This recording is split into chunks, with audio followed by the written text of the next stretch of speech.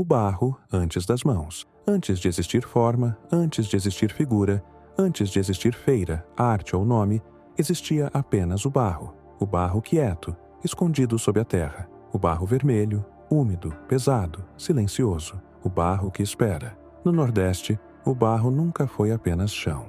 Ele sempre foi possibilidade, sempre foi sustento, sempre foi memória. Muito antes de alguém chamá-lo de arte, o barro já estava ali, misturado ao suor dos trabalhadores, à água pouca dos açudes, ao sol que racha a terra e à sombra que alivia o corpo cansado. O barro sempre soube esperar, e foi esperando, paciente, que ele encontrou as mãos certas. Antes de Mestre Vitalino existir como nome, antes de existir como mestre, ele já existia como menino, como olhar curioso, como toque intuitivo, como alguém que reconheceu no barro não apenas matéria, mas linguagem. Essa história começa assim, não com um homem famoso, não com exposições, não com reconhecimento.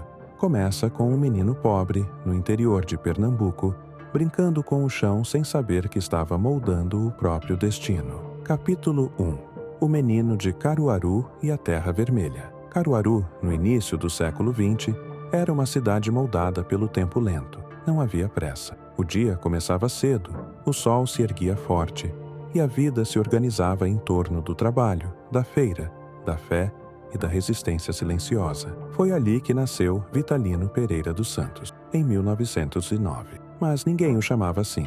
Ele era apenas Vitalino, menino magro, pés no chão, roupas simples, mãos pequenas, mas curiosas, daquelas que não conseguem ficar paradas. A infância de Vitalino não teve luxo, teve chão, teve poeira, teve barro. Enquanto outras crianças brincavam com objetos comprados, Vitalino brincava com o que existia ao redor: pedrinhas, galhos, terra molhada depois da chuva rara e, especialmente, barro. O barro estava em todo lugar, nos riachos rasos, na beira dos caminhos, nos fundos das casas, misturado à água da chuva, virando massa viva. Vitalino sentia algo diferente quando tocava o barro, algo que ele não saberia explicar, porque ainda não tinha palavras para isso. Mas suas mãos sabiam. Ele apertava, esticava, modelava, criava bichos, criava pessoas, criava cenas do cotidiano, sem técnica, sem escola, sem referência artística, apenas observação.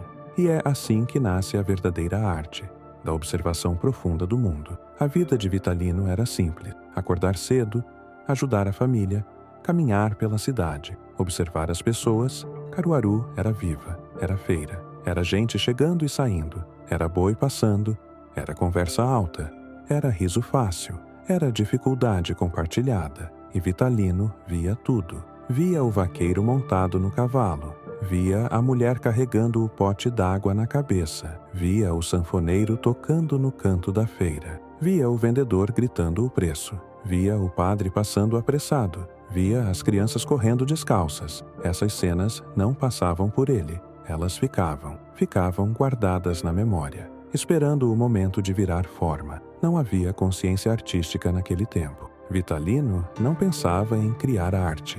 Ele pensava em brincar, em ocupar o tempo, em transformar o que via em algo que suas mãos pudessem repetir.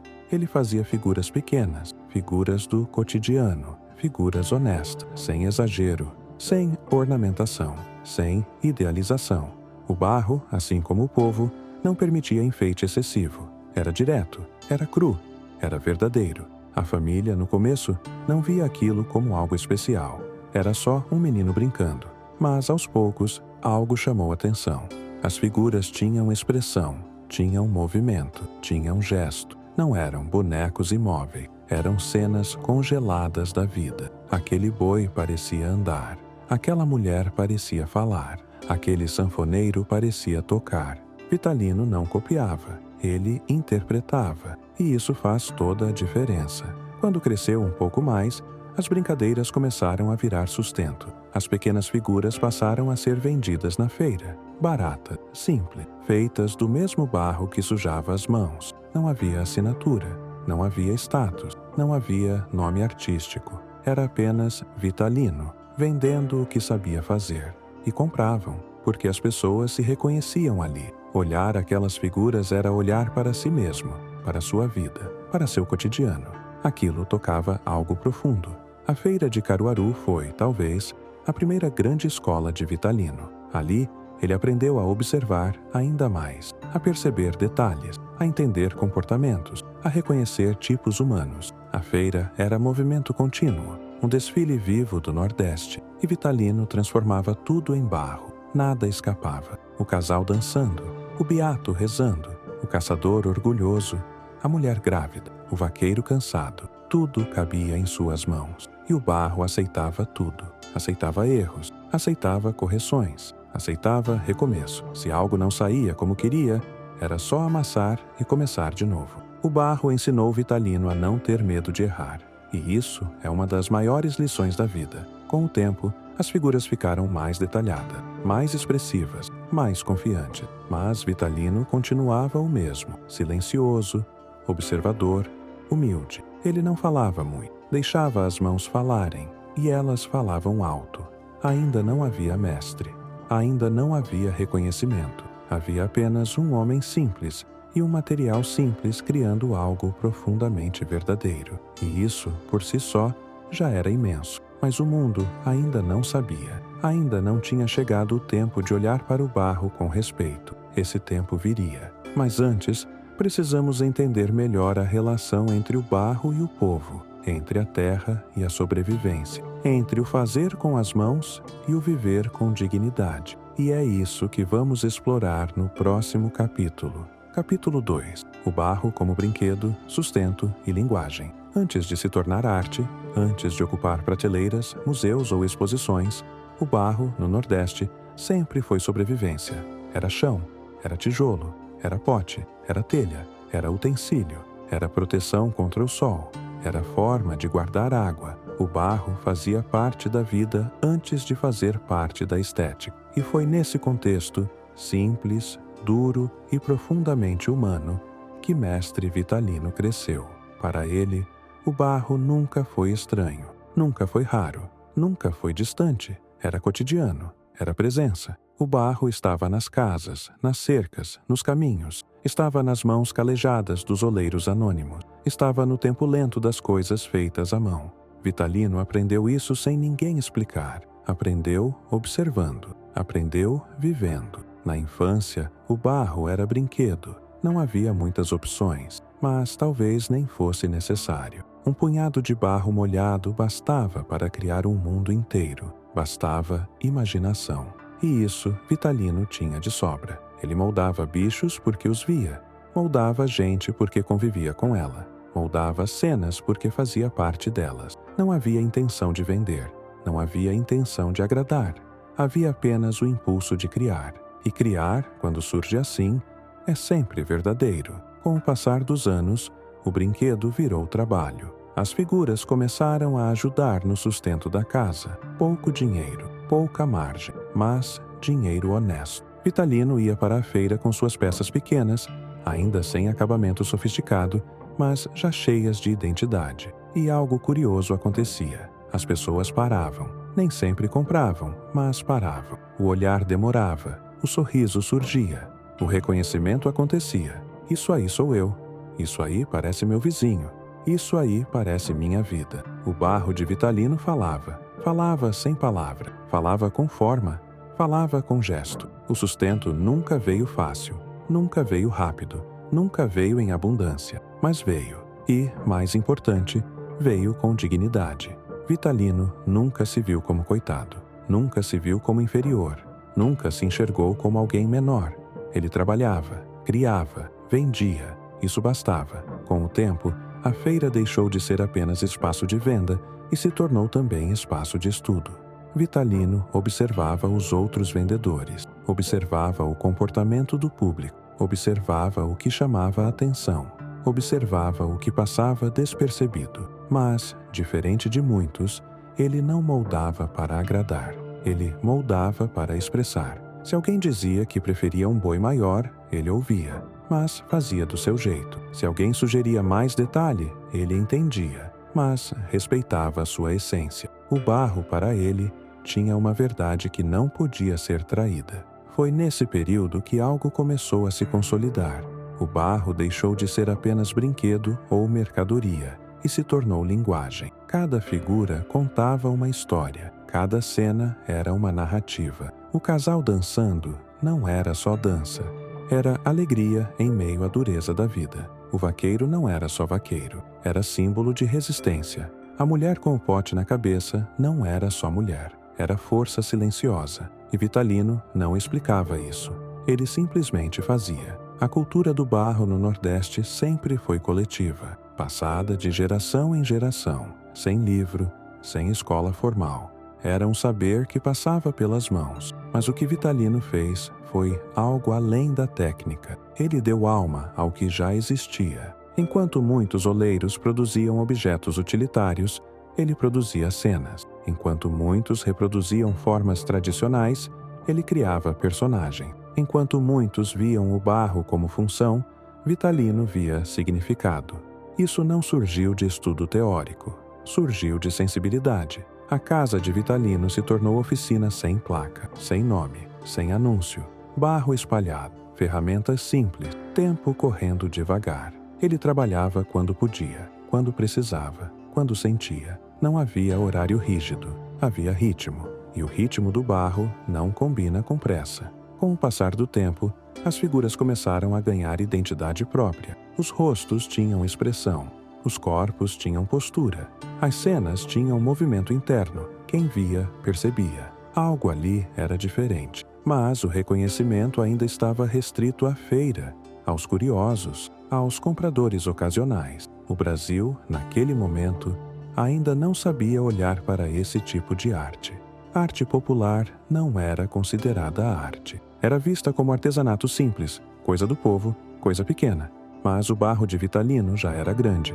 Só faltava quem enxergasse. Enquanto isso, ele seguia, sem pressa, sem expectativa, sem discurso, criando. E criando sempre as mesmas coisas. O povo, a feira, o cotidiano, a vida simples. Ele não inventava personagens fantásticos, não criava seres mitológicos, não fugia da realidade. Seu universo era o real.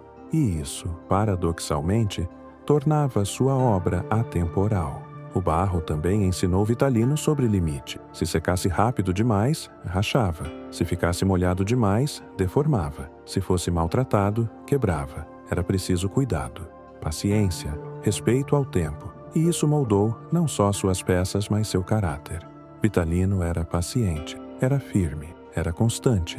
Assim como o barro. Havia dias em que vendia pouco, dias em que vendia nada, dias em que voltava para casa com as peças intactas e ainda assim voltava no dia seguinte. Porque criar não era apenas necessidade financeira, era necessidade interior.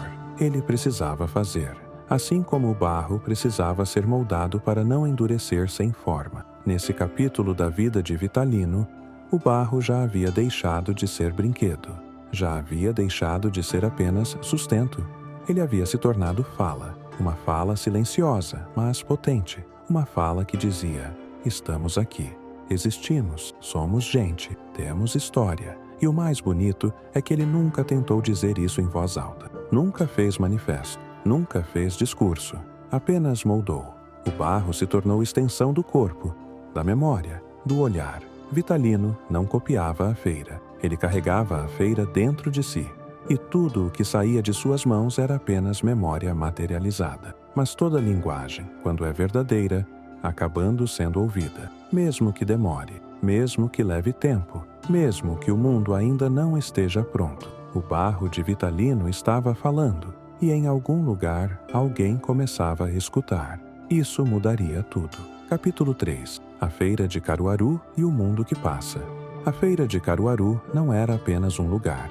Era um organismo vivo. Ela respirava, ela se movia, ela falava alto, ela silenciava de repente. Ela mudava de forma conforme o dia avançava. E foi ali, no meio desse movimento constante, que mestre Vitalino passou boa parte da vida observando o mundo passar diante de seus olhos. A feira começava cedo. Antes mesmo do sol subir inteiro, já havia gente chegando. Gente de longe, gente da zona rural, Gente que caminhava quilômetros trazendo nas costas o que produziu com esforço: sacolas, balaios, caixotes, animais, corpos cansados, olhares atentos. A feira era sobrevivência, mas também encontro. Era onde a vida do sertão se mostrava sem filtro. Vitalino chegava com suas peças pequenas, embrulhadas de modo simples. Colocava-as sobre a banca ou no chão mesmo, com cuidado, como quem oferece algo precioso, mesmo sem chamar assim, e ficava ali, observando. Passavam diante dele homens de chapéu de couro, com o corpo marcado pelo sol e pelo trabalho duro. Passavam mulheres com crianças no colo e decisão no olhar. Passavam vendedores de tudo o que se pode imaginar. Passavam músicos improvisando alegria. Passavam religiosos carregando fé.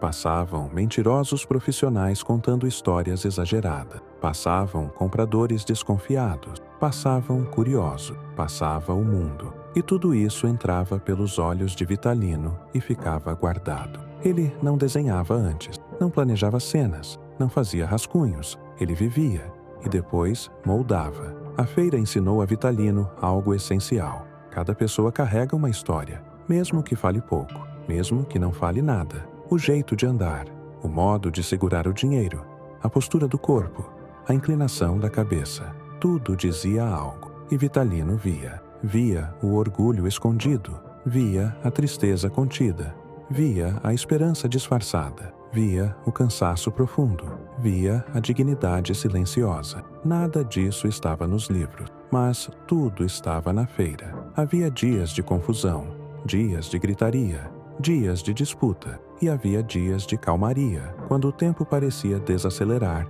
e as pessoas conversavam mais do que compravam. Nesses dias, Vitalino escutava histórias, histórias de seca, histórias de perda, histórias de migração, histórias de saudade, histórias de resistência.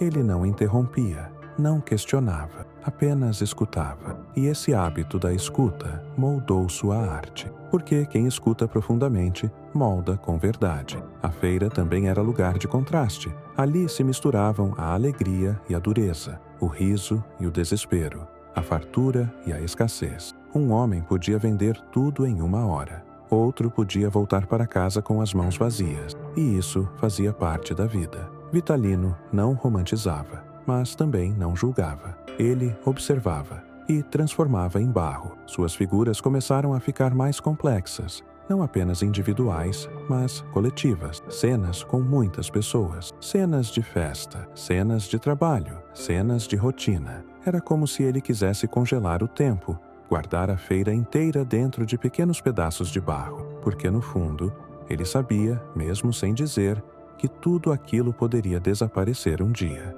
E desapareceria em partes, mas suas figuras ficariam. A feira de Caruaru era também espaço de aprendizado social. Ali, Vitalino aprendeu sobre comércio, sobre negociação, sobre valor. Mas aprendeu algo ainda mais importante: o valor simbólico. Nem sempre a peça mais bonita era a mais vendida. Às vezes, a mais simples tocava mais fundo. E isso ensinou a ele que o valor não está na aparência, mas na conexão. Suas figuras conectavam. Enquanto isso, sua vida seguia modesta. Não houve enriquecimento súbito. Não houve ascensão social. Não houve mudança brusca. Mas houve continuidade. E continuidade é uma forma silenciosa de vitória. Pouco a pouco, pessoas de fora começaram a aparecer na feira. Gente que não vinha apenas comprar comida. Vinha observar, vinha pesquisar, vinha olhar diferente. Alguns paravam diante das peças de Vitalino por mais tempo do que o normal. Perguntavam quem fazia. Perguntavam de onde vinha. Perguntavam como aprendia. E ele respondia com simplicidade. Aprendi olhando. Aprendi fazendo. Aprendi vivendo. Nada além disso. Mas algo estava mudando. O mundo começava a passar por Vitalino de outro jeito. Não apenas como fluxo, mas como possibilidade. Ainda não havia fama. Ainda não havia mestre. Mas havia curiosidade. E a curiosidade é o primeiro passo do reconhecimento. A feira, que sempre foi palco do povo, começava a se tornar ponte. Ponte entre o barro e outros olhos. Ponte entre o sertão e o Brasil. Ponte entre o fazer simples e o olhar atento. E Vitalino não mudou. Continuou chegando cedo. colocando suas peças, observando o mundo passar, porque ele sabia, ou talvez sentisse, que não precisava correr atrás de nada. O barro tem seu tempo, e o reconhecimento também. Enquanto isso, suas mãos continuavam firmes, seus olhos atentos, sua alma inteira. E o que parecia repetição era, na verdade, aprofundamento. Ele repetia temas, mas nunca repetia o olhar. Cada figura era nova, cada cena era única, cada gesto era específico, assim como as pessoas na feira. A feira ensinou a Vitalino que a vida não acontece em linha reta, ela acontece em fluxo. Gente que chega, gente que sai, histórias que se cruzam, momentos que se perdem, e ele capturava isso no barro. Tornava permanente o que o tempo insiste em levar. Em algum ponto, sem anúncio, Mestre Vitalino passou de observador silencioso a cronista do Nordeste, sem escrever uma palavra, sem discurso, sem teoria, apenas moldando. E o mundo começava, lentamente, a perceber. Seguimos. O próximo capítulo marca uma virada importante, o momento em que o barro de Vitalino deixa de ser apenas expressão pessoal e passa a representar um sertão inteiro. Capítulo 4. O sertão moldado em figuras. Em algum momento, sem data marcada e sem aviso, o barro de Vitalino deixou de ser apenas retrato de cenas isoladas e passou a se tornar mapa do sertão. Não um mapa desenhado em papel com linhas e limites, mas um mapa vivo, feito de gente, de gesto, de posturas, de silêncio. Cada figura que saía de suas mãos já não representava somente um indivíduo, representava um tipo, um modo de viver, uma experiência coletiva. O sertão inteiro começava a caber em pequenos volumes de barro. Vitalino não pensava assim conscientemente. Ele não dizia, agora vou representar o sertão. Ele apenas seguia observando. Mas quem olha de fora percebe. Ali estava o vaqueiro nordestino, firme, ereto, resistente. Ali estava a mulher sertaneja, equilibrando peso e responsabilidade. Ali estava o trabalhador da feira, inclinado pelo esforço diário. Ali estava o músico popular, com o corpo entregue ao som invisível. Nada era exagerado, nada era caricatura vazia. Cada figura carregava verdade, e a verdade, quando aparece, transforma o simples em universal. O sertão que Vitalino moldava não era idealizado, não era romântico demais, não era suavizado. Era um sertão duro, seco, de escassez. Mas também era um sertão de riso fácil, de conversa, de encontro, de fé. E essa dualidade estava presente em suas peças. As figuras não sorriam exageradamente, mas também não eram tristes. Eram sérias, concentradas, humanas. Como quem sabe que a vida é difícil, mas não se entrega. O barro permitia isso. Permitira expressão contida. Permitira gesto mínimo. Uma cabeça levemente inclinada já dizia algo. Um braço arqueado já sugeria esforço. Um corpo um pouco curvado já contava uma história inteira. Vitalino não precisava de excesso. A essência bastava. À medida que o tempo passava, o repertório crescia. As peças deixaram de ser apenas figuras isoladas e passaram a criar cenas completas. Grupos, movimento coletivo, relações humanas. Era o sertão em ação. O casal dançando não dançava sozinho. Dançava dentro de um contexto social. Dentro de uma festa, dentro de um momento de respiro da dureza da vida. O trabalhador não trabalhava sozinho. Ele fazia parte de uma engrenagem maior, de um sistema comunitário. Vitalino compreendia isso intuitivamente. O sertão não é feito de indivíduo solto, é feito de coletividade. Essa visão ampliada do mundo sertanejo começou a chamar a atenção. Quem olhava para as peças percebia que havia ali algo mais profundo do que habilidade manual. Havia compreensão social. Vitalino compreendia o sertão porque vivia nele, não como espectador distante, mas como parte. E isso muda tudo.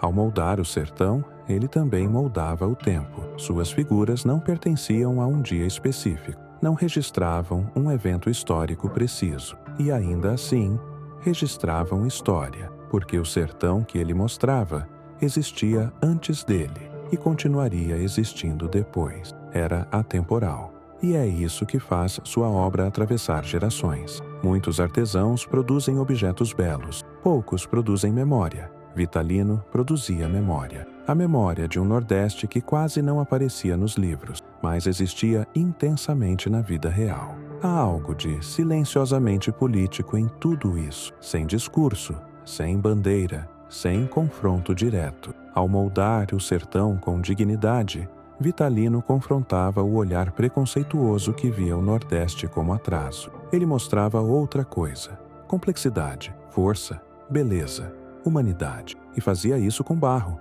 O barro, material considerado simples, se tornava meio de afirmação cultural. Não era necessário mármore, não era necessário bronze, não era necessário palco.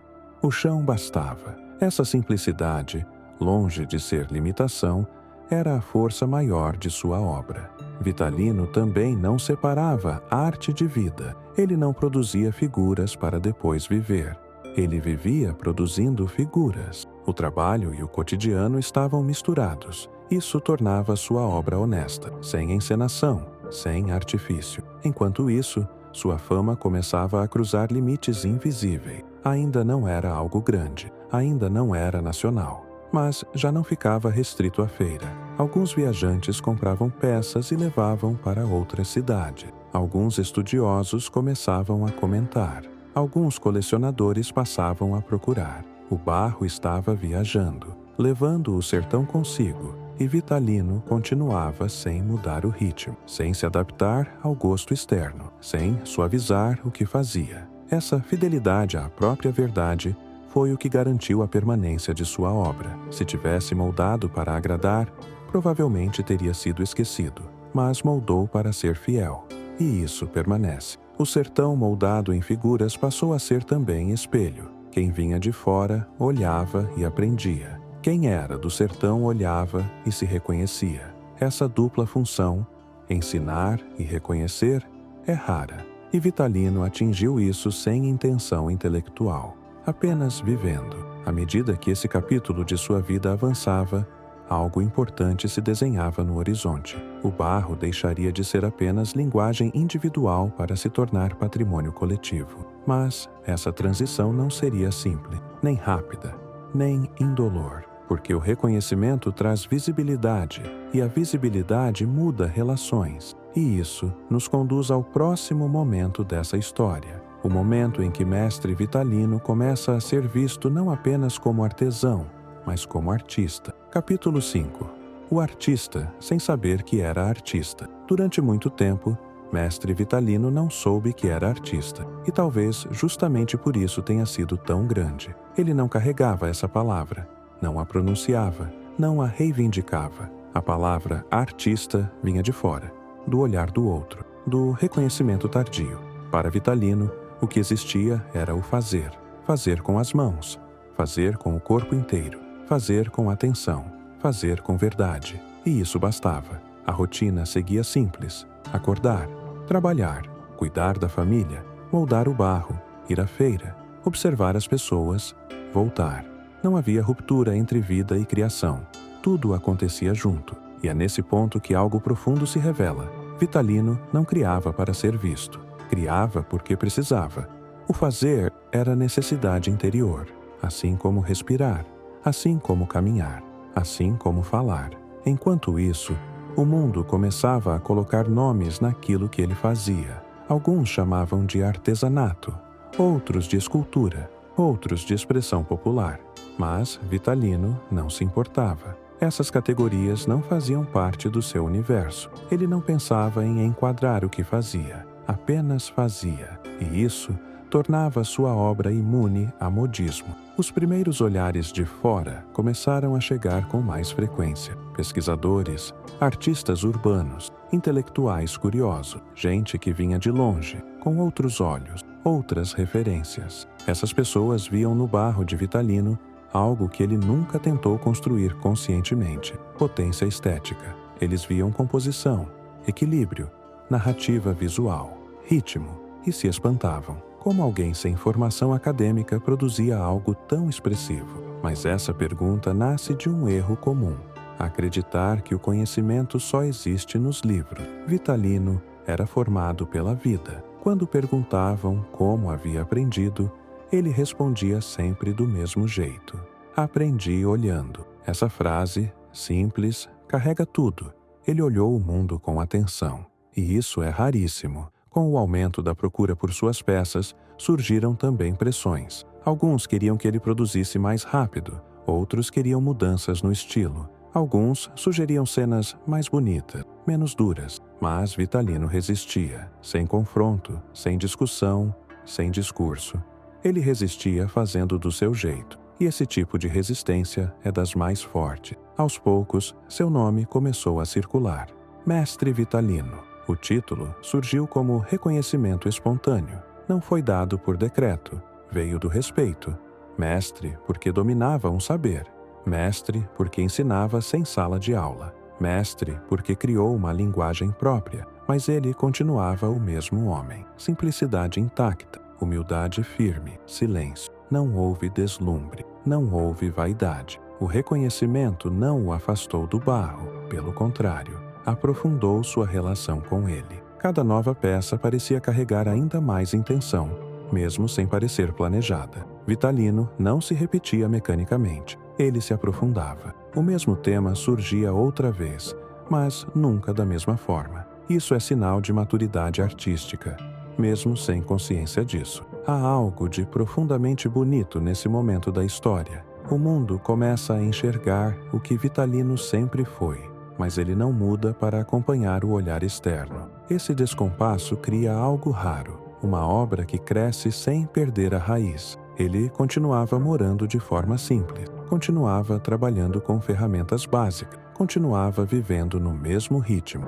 Nada o empurrou para fora do seu lugar.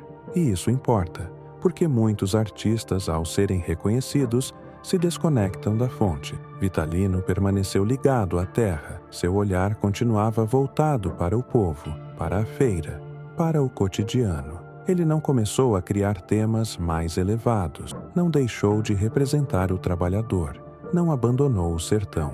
E por isso, sua obra nunca perdeu a alma. Nesse período, algo começou a acontecer de forma muito importante. Vitalino passou a influenciar outros. Outros artesãos começaram a observar seu trabalho com mais atenção. Alguns aprenderam diretamente com ele, outros aprenderam apenas olhando. E, aos poucos, o barro deixou de ser apenas expressão individual e passou a ser movimento cultural. Mas Vitalino jamais se colocou como líder. Não dava ordens, não estabelecia regras, ele apenas fazia. E quem queria aprender, aprendia observando. A ideia de escola ainda não existia formalmente, mas a semente estava plantada. O que viria a se tornar o Alto do Moura começava a se formar sem planejamento. Apenas pessoas reunidas pelo barro. Há, nesse capítulo da vida de Vitalino, uma grande lição silenciosa. A verdadeira arte não precisa pedir permissão para existir. Ela simplesmente existe. E, quando é verdadeira, o mundo eventualmente se organiza ao redor dela. Vitalino nunca escreveu manifesto, nunca explicou sua estética, nunca definiu um conceito, mas deixou algo muito mais duradouro, uma obra viva. Ao olhar esse momento com calma, percebemos que a grande virada de sua trajetória não aconteceu quando o Brasil o reconheceu, mas quando ele permaneceu fiel a si mesmo. Esse tipo de fidelidade é raro. E é por isso que sua obra atravessa o tempo, mas o reconhecimento pleno ainda estava por vir. O Brasil começava a descobrir Mestre Vitalino, e isso mudaria sua vida de formas inevitáveis. Novos caminhos se abririam, novas responsabilidades surgiriam, novos desafios apareceriam. E é isso que nos espera no próximo capítulo. Capítulo 6. Quando o Brasil descobre Mestre Vitalino. A descoberta de Mestre Vitalino pelo Brasil não foi um acontecimento súbito, nem um estrondo. Não houve anúncio oficial, não houve manchete imediata, não houve celebração repentina. Foi um processo lento, como tudo que nasce do barro. O nome de Vitalino começou a circular de boca em boca, primeiro baixo, depois um pouco mais alto. Alguém viu uma peça na feira, alguém levou outra para fora de Caruaru. Alguém mostrou a um amigo, um pesquisador comentou, um artista urbano se encantou, e assim, devagar, o barro atravessou fronteiras invisíveis. Era um Brasil que começava a olhar com mais atenção para aquilo que sempre existiu, mas que raramente era valorizado: a arte do povo, a cultura popular, a expressão nascida longe dos grandes centros. Quando alguns intelectuais e artistas começaram a observar a obra de Vitalino, algo se tornou claro. Aquela produção não podia mais ser vista apenas como artesanato local. Havia ali uma força estética, uma coerência narrativa, uma identidade clara. Havia um autor, mesmo que ele próprio não se visse assim. Convites começaram a surgir. Convites para expor, convites para participar de evento, convites para mostrar seu trabalho fora da feira. Tudo isso era novo para Vitalino. Ele aceitou alguns, recusou outros, sempre com cautela, não por medo, mas por apego ao próprio chão. Viajar significava se afastar do barro, da terra, do ritmo que conhecia. E Vitalino era um homem do ritmo lento. Quando suas peças começaram a aparecer em exposições, causaram impacto, não pelo tamanho, não pelo acabamento refinado, mas pela presença. As pessoas paravam diante das figuras e ficavam em silêncio. Reconheciam algo ali. Não sabiam exatamente o que, mas sentiam. E esse sentimento atravessava classes sociais, regiões e formações culturais. O sertão, moldado em barro, falava para todos. O Brasil urbano, muitas vezes distante da realidade nordestina, começou a enxergar, através das peças de Vitalino, um mundo que não conhecia, ou fingia não conhecer. Um mundo de trabalho duro, de dignidade simples, de relações comunitárias, de sofrimento sem espetáculo, de alegria sem excesso. Isso desconcertava, porque quebrava estereótipos. Vitalino não explicava suas obras, não dava discursos, não fazia mediação. Ele deixava que as peças falassem, e elas falavam muito. Com o reconhecimento nacional, surgiram também as contradições. Alguns queriam que ele produzisse para o mercado, outros desejavam que adaptasse sua estética. Alguns sugeriam que criasse figuras mais vendáveis, mais decorativas. Mas Vitalino permaneceu firme, não endurecido, firme. Continuou moldando o que sempre moldou: o povo. O título de mestre passou a ser usado com mais frequência. Já não era apenas respeito local, era reconhecimento nacional. Mas esse título não mudou sua postura. Ele não passou a se ver como referência intelectual. Ele continuava se vendo como alguém que trabalhava com barro. E isso fazia toda a diferença. Ao mesmo tempo, outras pessoas começaram a se aproximar. Jovem, parente, vizinhos, interessado. Queriam aprender. E Vitalino ensinava do jeito que sabia, fazendo. Não havia aula teórica, não havia explicação longa. Havia observação, repetição, correção silenciosa. O barro ensinava junto. Nesse período, começa a se consolidar o que mais tarde se tornaria um dos maiores patrimônios culturais do Nordeste, o Alto do Moura. Ainda não com esse nome forte, ainda não com fama, mas como lugar onde o barro se multiplicava. Casas simples, com quintais cheios de figuras secando ao sol. Pessoas moldando, queimando, pintando. Crianças observando como Vitalino fez um dia. A cultura se reproduzia. O Brasil passava a reconhecer Mestre Vitalino não apenas como criador de belas peças, mas como alguém que havia inaugurado uma forma de expressão, uma linguagem, uma maneira de narrar o Nordeste sem palavra. E isso é raro. Com o reconhecimento, vieram também registros, fotografias, reportagem, depoimento. A figura de Vitalino começou a circular como símbolo de algo maior, a arte popular brasileira ganhando visibilidade. Mas ele permanecia o mesmo homem, sem desejo de protagonismo, sem vaidade. O barro continuava sendo o centro. Há algo profundamente comovente nesse momento da história. O mundo chega até Vitalino, mas Vitalino não sai de si. Ele não abandona o que é. Não se distancia das raízes, não se transforma em produto. Ele acolhe o reconhecimento sem permitir que ele o transforme. E isso garante a integridade de sua obra, porque muitas produções se perdem quando são moldadas pelo olhar externo. A obra de Vitalino permaneceu moldada pelo olhar interno, e isso atravessa o tempo. Mas nenhum reconhecimento vem sem custo.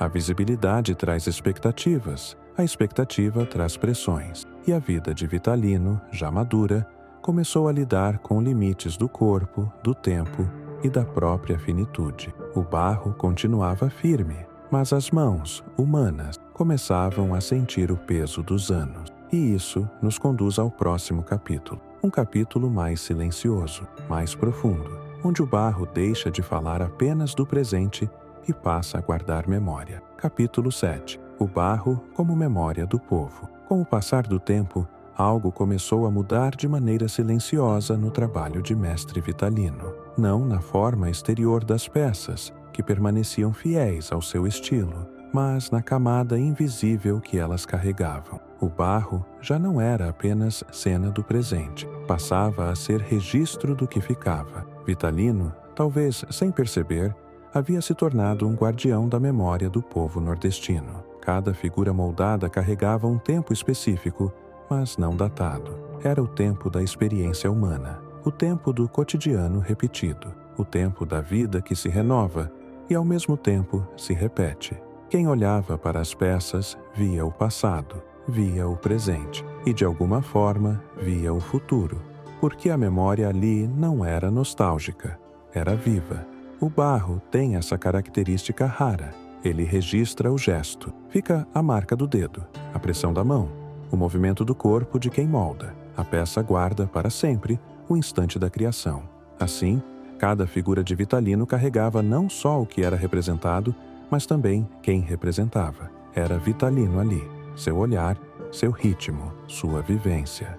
O sertão que ele moldava não era o sertão oficial dos livros. Não era a versão filtrada, resumida ou folclorizada. Era o sertão vivido, de quem acorda cedo, de quem trabalha duro, de quem cria os filhos com dificuldade e afeto, de quem sofre sem alarde, de quem ri quando pode. Esse sertão quase nunca aparecia nos registros históricos, mas permanecia ali, guardado no barro. Com o passar dos anos, muitos perceberam isso. Antropólogos, pesquisadores, historiadores. As peças de Vitalino começaram a ser entendidas como documentos culturais, não documentos escritos, mas documentos sensíveis. Elas diziam o que os números não diziam, mostravam o que os relatórios não mostravam, revelavam o que as estatísticas não alcançavam, e Vitalino, mesmo sem linguagem técnica, sabia disso de forma intuitiva. Ele sabia que estava registrando algo importante. Sabia que aquelas cenas eram mais do que venda ou expressão pessoal. Por isso, nunca abandonou seus temas, mesmo quando pediam algo diferente, mesmo quando sugeriam novidades. Ele seguia fiel ao cotidiano, porque o cotidiano era o que precisava ser lembrado. Há uma força impressionante naquilo que é repetido com verdade. Vitalino repetia a feira, repetia o trabalho, repetia o sertão. Mas cada repetição não era cópia, era aprofundamento. E assim, suas peças iam se tornando mais densas, mais carregadas de sentido, sem perder simplicidade. O barro como memória também servia como espelho. Quem vinha de fora aprendia. Quem era dali se reconhecia. E esse reconhecimento tinha um efeito profundo. Devolvia dignidade. Dizia, sem palavra, essa vida importa. Esse modo de viver tem valor. Essa história merece permanecer. Vitalino não falava de identidade cultural. Não falava de pertencimento. Mas fazia. E fazia de maneira irrefutável. Ao mesmo tempo, algo sutil acontecia dentro dele. O tempo começava a pesar no corpo.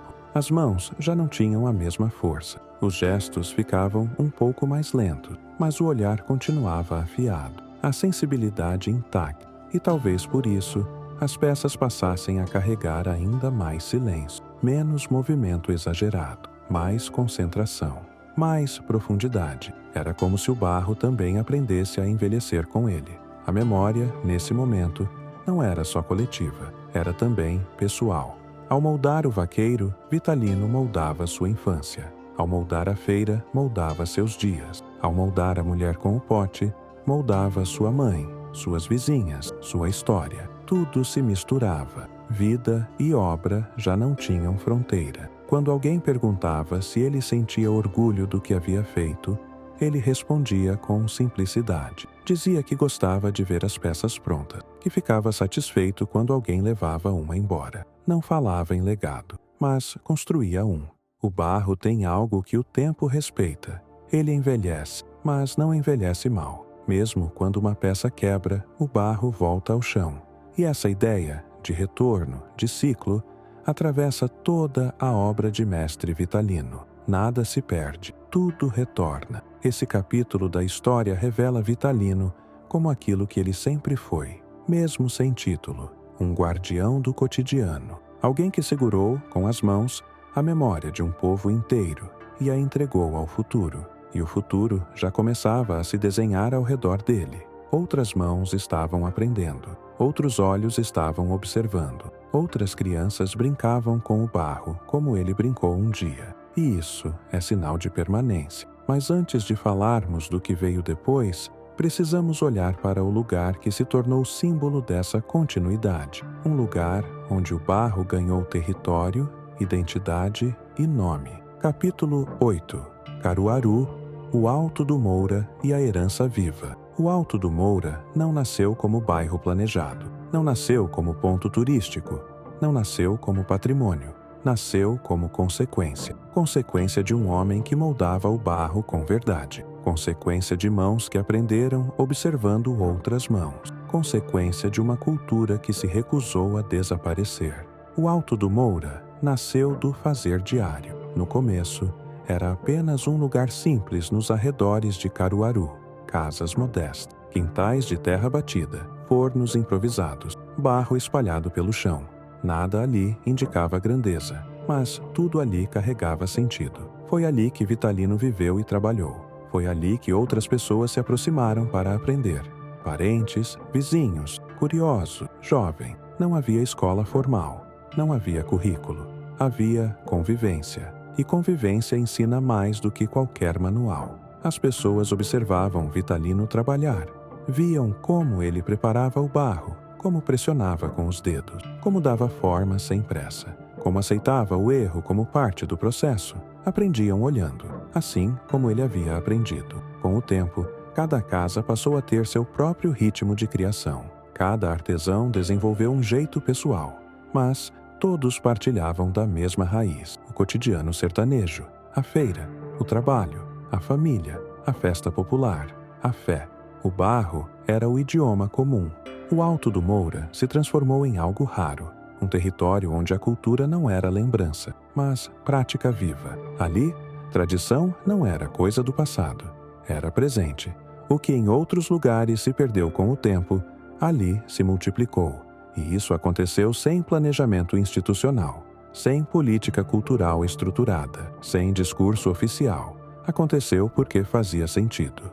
Vitalino nunca se colocou como fundador de nada. Nunca disse que estava criando um movimento. Nunca reivindicou paternidade, mas sua presença organizava tudo. Ele era referência silenciosa, exemplo vivo. E quando alguém perguntava como aprender a fazer, a resposta vinha simples: pegue o barro. O Alto do Moura passou a ser conhecido fora de Caruaru. Primeiro entre pesquisadores, depois entre artistas, depois entre visitantes curiosos. Mas, mesmo com a chegada de gente de fora, o lugar manteve algo fundamental: o ritmo. Nada ali se apressava para agradar. Nada se transformava em espetáculo vazio. O barro continuava sendo barro. A vida continuava sendo vida. As peças produzidas ali não eram cópias de Vitalino. E isso é importante. Cada artesão criava sua própria expressão, seu próprio gesto, seu próprio olhar. Mas todos carregavam algo em comum: a honestidade. Essa honestidade vinha do modo como aprenderam, observando, tentando, errando, recomeçando, sem atalho. À medida que o tempo passava, o Alto do Moura se consolidava como herança viva, não apenas do que Vitalino fez, mas do modo como fez. Ele deixou mais do que obras. Deixou método sem método. Deixou ética. Deixou postura. Ensinou, sem dizer, que a arte nasce do respeito ao cotidiano. Vitalino via tudo isso acontecer ao seu redor. Via outras mãos moldando. Via crianças brincando com barro. Via o saber se espalhando. e isso trazia uma satisfação silenciosa. Ele não comemorava, não fazia discursos, mas seguia. E seguir, nesse contexto, é uma forma de aprovação. O Alto do Moura se tornou símbolo de algo maior, a possibilidade de permanência cultural. Mostrava que a tradição não precisa ser engessada para sobreviver, não precisa ser museificada, não precisa ser tirada do seu contexto. Ela pode continuar viva desde que faça sentido para quem a pratica. A herança de Vitalino não estava em repetir suas figuras, mas em continuar criando a partir da própria realidade. E isso o Alto do Moura ensinou ao Brasil. Hoje, ao caminhar por aquele espaço, é possível sentir algo raro. Não a sensação de passado congelado, mas de presente contínuo. O barro continua úmido. As mãos continuam trabalhando. As histórias continuam sendo contadas. Vitalino não está mais ali fisicamente, mas está em tudo. No gesto, no ritmo, na escolha dos temas, na fidelidade ao cotidiano. Esse é o maior tipo de herança, a que não depende de lembrança, porque vive sendo refeita. Mas toda história longa precisa caminhar para o silêncio final. E a história de Vitalino não foge disso. O corpo, que moldou tanto, um dia precisou descansar. O tempo cumpriu seu ciclo. E é isso que nos espera no próximo capítulo. Um capítulo delicado, calmo, humano, onde falamos da despedida sem dramaticidade, sem pressa, com respeito ao silêncio. Capítulo 9. A morte que não encerra. A morte no sertão nunca foi entendida como fim absoluto. Ela é passagem, é descanso, é retorno ao chão.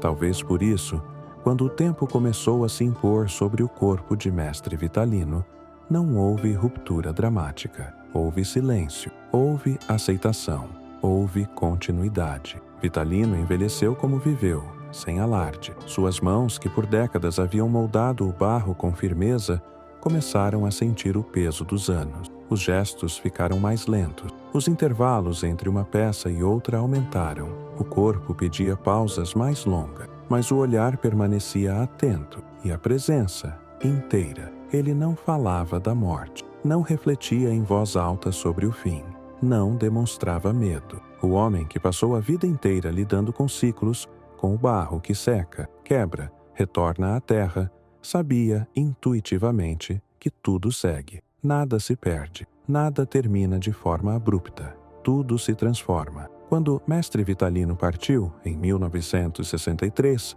não houve interrupção no que ele havia criado. Não houve vazio. O barro continuou sendo moldado no Alto do Moura. As feiras continuaram acontecendo. As figuras continuaram sendo feitas. A ausência dele não significou silêncio, significou eco. E eco é diferente de ausência. O corpo de Vitalino retornou à terra, mas sua presença não.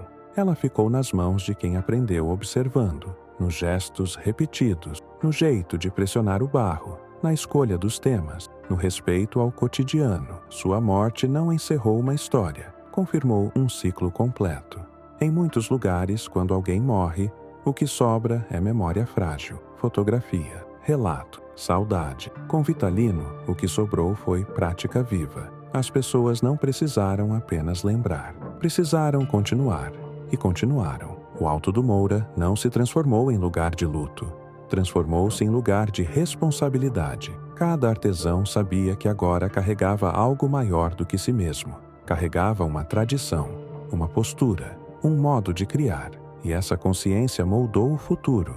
A morte, nesse contexto, não interrompeu o barro, apenas passou o bastão invisível. Outras mãos assumiram, com outros ritmos, outros corpos, outras histórias, mas com a mesma honestidade. É bonito perceber como a obra de Vitalino amadureceu ainda mais depois de sua partida. Com o tempo, suas peças passaram a ser vistas não apenas como expressão artística, mas como referência cultural. Museus passaram a abrigá-la, livros passaram a estudá-las, pesquisas passaram a analisá-las. Mas, diferente de muitas obras que morrem quando entram nos museus, as de Vitalino continuaram vivas fora dele. O museu nunca foi o único lugar possível. A verdadeira permanência estava no barro sendo moldado todos os dias. Estava nos quintais, nos fornos improvisados, na poeira, no calor. Vitalino não virou lembrança distante, virou base. Há algo de profundamente coerente nisso. Um homem que nunca se afastou do chão não poderia ter um fim que o afastasse da vida. Ele permaneceu onde sempre esteve, no cotidiano. Com o passar das décadas, novas gerações começaram a ouvir o nome de Mestre Vitalino. Algumas aprenderam sobre ele nos livros, outras em visitas, outras simplesmente vivendo no Alto do Moura. Mas todas percebiam a mesma coisa. Ele não era um nome morto, era referência viva. E isso nos leva a um entendimento fundamental. Mestre Vitalino não deixou apenas obras, deixou continuidade, deixou a capacidade de manter algo em movimento sem depender de sua presença física. Isso é raríssimo. A morte, para Vitalino, não foi encerramento, foi confirmação. Confirmação de que o que foi feito com verdade não se desfaz com o tempo. Confirmou que o barro, quando moldado com sentido, resiste. Agora, caminhando lentamente para o último capítulo, percebemos que falta apenas uma coisa: olhar para tudo isso de cima. Não para encerrar com conclusão rígida, mas para compreender o todo. Porque ainda há algo maior do que o homem, maior do que a obra, maior do que o barro. Existe o legado, e é nele que repousamos agora. Capítulo 10. O legado que continua nas mãos do povo. O legado de Mestre Vitalino não está preso ao passado. Ele não vive apenas na memória, nos livros ou nos museus. Ele vive onde sempre viveu, nas mãos do povo. É ali que o barro continua sendo tocado. É ali que a tradição respira. É ali que a história segue acontecendo. Quando se fala em legado, muitas vezes se pensa em algo fechado, algo terminado, algo que precisa ser preservado exatamente como era. Mas o legado de Vitalino é diferente. Ele não exige imitação, não pede cópia, não exige fidelidade estética rígida. Ele pede apenas uma coisa: verdade. No Alto do Moura, nas feiras, nos ateliês improvisados, o que se vê não é repetição mecânica, é continuidade criativa. Cada artesão molda o barro com sua própria história, com seus próprios gestos, com seu próprio tempo. Mas todos compartilham o mesmo princípio: olhar para o cotidiano com respeito. O legado de Vitalino ensina que a arte nasce da observação profunda da vida, não da pressa, não da busca por status, não da tentativa de agradar. Nasce do olhar atento, da escuta silenciosa, do compromisso com o que é vivido. Ao longo dos anos, o nome de Mestre Vitalino passou a representar algo maior do que uma pessoa. Virou símbolo de uma cultura que se mantém viva apesar das dificuldades, símbolo da capacidade criativa do povo nordestino, símbolo da dignidade do trabalho manual. Mas, acima de tudo, símbolo de permanência. O barro continua ensinando que tudo tem seu tempo, que nada nasce pronto, que errar faz parte, que refazer é natural, que a forma certa surge com paciência. Essas lições, embora simples, atravessam gerações e são cada vez mais necessárias. Num mundo acelerado, onde tudo precisa ser rápido, descartável e visível, o legado de Vitalino oferece outra lógica, a lógica da lentidão, do cuidado, da atenção. Ele nos lembra que o valor não está no brilho imediato, mas naquilo que consegue permanecer. O mais bonito desse legado é que ele não pertence a uma elite cultural, não pertence a instituições, não pertence a especialistas, pertence ao povo. Está nas crianças que brincam com barro sem saber que estão repetindo um gesto centenário. Está nos jovens que aprendem observando os mais velhos. Está nos artesãos que seguem criando mesmo quando o reconhecimento tarda. Vitalino ensinou, sem discurso, que cultura não se impõe, ela se vive, que tradição não se conserva em vitrine, ela se pratica, que identidade não se explica, ela se expressa. Hoje, quando alguém segura uma peça de barro feita no Alto do Moura, segura mais do que um objeto, segura uma história, segura uma continuidade, segura um modo de ver o mundo, segura o rastro de um homem que escolheu permanecer fiel ao chão de onde veio. O legado de Mestre Vitalino continua porque nunca foi centralizado nele. Ele sempre foi coletivo.